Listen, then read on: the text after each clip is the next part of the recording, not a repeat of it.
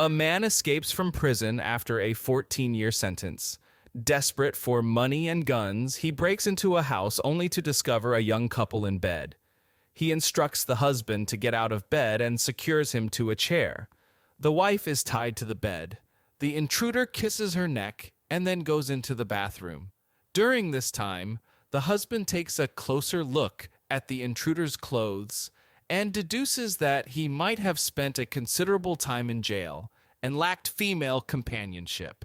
He notices the man kissing his wife's neck and, fearing for their safety, advises his wife not to resist or complain. He implores her to comply with his demands, no matter how unpleasant, to avoid angering the potentially dangerous intruder. The husband reassures his wife of his love for her and his concerns about their safety. In response, the wife clears up the misunderstanding, stating that the intruder wasn't kissing her neck. He was whispering in her ear. She explains that he revealed he was gay, found the husband attractive, and inquired about the location of Vaseline. She informed him it was in the bathroom. A burglar entered a house, and as he was going about his business, he heard a soft voice saying, "Jesus is watching you." Initially dismissing it as his imagination, he continued searching the house. Once more he heard, "Jesus is watching you." Puzzled, he turned his flashlight toward the source of the voice and discovered a parrot inside a cage. He inquired if the parrot was the one speaking, and the parrot confirmed, "Yes." Curious, he asked the parrot for its name, to which the parrot responded, "Moses." Perplexed, the burglar couldn't help but wonder aloud, what kind of people would name their parrot Moses? The parrot, with a touch of humor, quipped, "The same kind of people who would name their pit bull Jesus." A wealthy Australian resident decided to throw a grand party and invited all his friends and neighbors. Among the guests was Brian, the only native Australian in the neighborhood. The party was set around the pool in the backyard of the millionaire's mansion. Everyone was enjoying themselves with drinks, dancing, barbecued prawns and oysters, and lively conversations.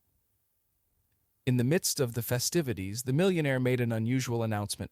He declared, "I have a 15-foot man-eating crocodile in my pool, and I'll give $1 million to anyone brave enough to join it in the pool."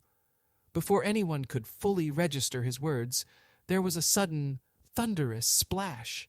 Everyone turned to see Brian in the pool, engaged in a fierce struggle with the crocodile. He fearlessly jabbed the crocodile in the eyes, delivered powerful punches, headbutted it, wrestled it in chokeholds, and even bit its tail. It was as if he possessed incredible martial arts skills. The pool water churned and splashed during their intense battle, both Brian and the crocodile shrieking and causing a commotion. Eventually, after what felt like an eternity, Brian managed to strangle the crocodile and let its lifeless body float to the pool's surface. An exhausted Brian climbed out of the pool, met with the astonished gazes of the guests. The millionaire, true to his word, declared, "Well, Brian, I suppose I owe you $1 million. Brian, however, humbly declined the offer, saying, "Nah, you're all right. I don't want it." Finally, the millionaire asked in bewilderment, "Brian, then what do you want?" Brian's response was simple yet telling. "I want the person who pushed me into the pool." In a small Texas town, a trial was underway. The prosecuting attorney called his first witness to the stand, an elderly woman with a grandmotherly demeanor. Approaching her, he asked, "Mrs. Smith, are you familiar with me?" To which she responded, "Yes, Mr. Jones, I've known you since you were a young boy, and to be honest, you've been quite a letdown. You've told lies, cheated on your spouse, manipulated people, and gossiped about them. You fancy yourself as some sort of big shot, but you lack the intellect to realize you'll never amount to much. Yes, I'm well acquainted with you." The lawyer was taken aback, unsure of how to proceed, so he gestured across the room and inquired, "Mrs. Smith, do you also know the defense attorney?" Once again she replied, "Yes, I do. I've known Mr. Clark since he was a child. I used to babysit him for his parents. And, to be honest, he's also been a disappointment. He's lazy and struggles with a drinking problem. He can't maintain healthy relationships, and his law practice is one of the shoddiest in the state. Yes, I'm quite familiar with him. At this point, the judge struck his gavel to bring order to the courtroom and summoned both attorneys to the bench. In a hushed tone, he warned them, "I will not hesitate to charge you with contempt if either of you asks her if she knows me." In one of the oldest neighborhoods, a man lived in an area known for its rough reputation, where the buildings bore the marks of time. His apartment was small and weathered, reflecting the life he led. Each morning he woke up early, put on his worn-out shoes, and headed to a job that barely paid enough to cover his living expenses. The daily grind weighed heavily on him, yet he persisted day after day. One evening, after an exceptionally grueling day at work, he decided to take a detour on his way home. He strolled through the lively streets of the city, hoping that the urban energy might inspire an idea to improve his financial situation. The city's vibrant lights and the background hum of conversations provided a glimmer of hope he hadn't felt in a while. As he wandered through a quiet alleyway, a sudden rush of cold wind engulfed him. Out of nowhere, a thick cloud of smoke materialized before him. To his astonishment, he found himself face to face with the devil, his presence exuding an intimidating aura. Without hesitation, the devil leaned in and whispered, "Take every single coin you have, find the nearest casino, and bet it all on number 27. Although shaken and unsure, the man thought, "What do I have to lose?" Considering his current dire circumstances, the prospect of changing his fortune seemed like a risk worth taking. Following the devil's directions, he soon stood in front of a roulette table in a crowded casino. With trembling hands, he placed all his money on number 27. The room fell into silence as the wheel spun, and miraculously, the ball landed on 27. His heart swelled with joy.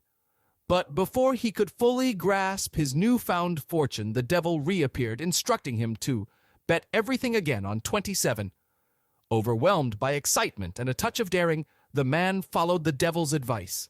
The spectators around him gasped as the ball once more settled on 27. The room buzzed with whispers as onlookers stared in awe. However, the story doesn't end here. The devil, with a mischievous grin, nudged him once more. Despite his better judgment and mounting anxiety, the man placed all his winnings on 27 once again. The atmosphere in the casino was thick with anticipation, and shockingly, for the third time, the ball found its home on 27. Feeling like the king of the world, the man stepped out of the casino, his pockets heavier than they had ever been. As he walked, he encountered the devil once more. Overwhelmed with gratitude, he said, "People often paint you as the ultimate villain, but today you've been my guiding star." The devil, looking a mix of frustration and amazement, responded, "You know something? You are the luckiest person I've ever seen." Kevin was enjoying a leisurely stroll through the neighborhood when he came across little Johnny, who sported a noticeable black eye. Concerned, Kevin approached the young lad and inquired about the cause of his injury, genuinely surprised to see such a mark on the boy. "Little Johnny, what happened to you?" Kevin asked. Little Johnny, wincing slightly from the discomfort, began to recount the incident. "You see, it all started when I was at church." Kevin, unable to hide his confusion, interrupted. "Wait, how in the world did you manage to get hurt in church?" Eager to explain, little Johnny continued with his tale. "Well, there I was, sitting right behind Katie during the service. It was a typical service, where you have to stand up, then sit down, then kneel, and it keeps going like that. Well, during all these movements, I noticed that Katie's dress had gotten all bunched up and was making her uncomfortable. Feeling the need to clarify my good intentions, I thought I was being helpful when I decided to pull the dress to fix it. But that didn't go over well with her. She spun around and gave me a good hit right in the eye." Kevin, shaking his head in disbelief, responded, "I can't even imagine why you thought that was a good idea." He continued on his way, thinking that was the end of little Johnny's misadventures.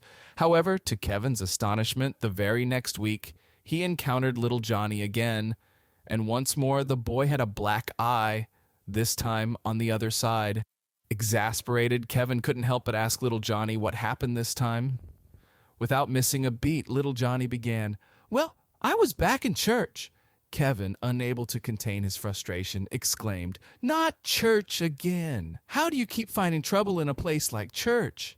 As little Johnny started his story, it sounded eerily familiar. I was there, sitting behind Katie once more. It was the same situation with her dress getting all bunched up from all the standing, sitting, and kneeling. But this time, it was her sister who noticed it and pulled her dress for her. Then, with an innocent look on his face, little Johnny concluded, "I remembered how much Katie didn't like it when I did that last time, so I put it back the way it was before."